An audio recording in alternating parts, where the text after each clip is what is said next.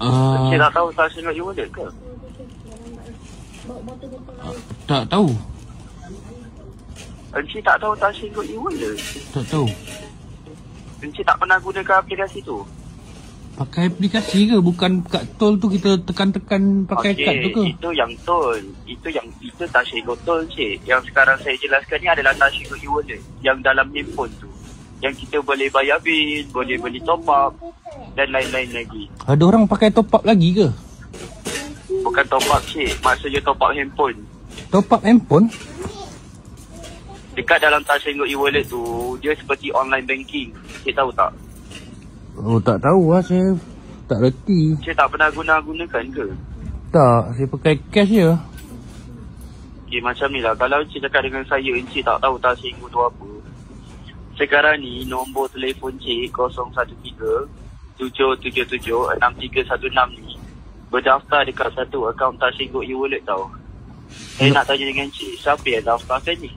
Touch and Go e-wallet berdaftarkan dengan nombor telefon? Ya.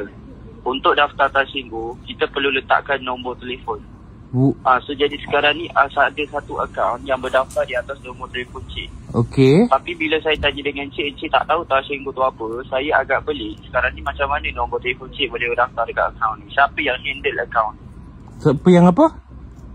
Siapa yang handle lah akaun Touch and Go ni? Siapa yang gunakan akaun ni? Yang gunakan nombor telefon Cik ni? Adakah anak-anak Cik ke? Kawan-kawan rapat ke?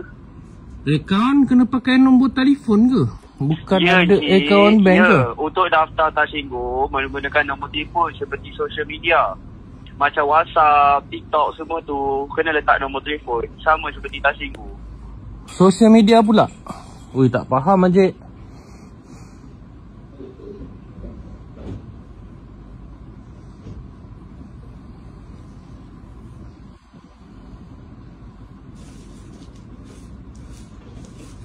Hello?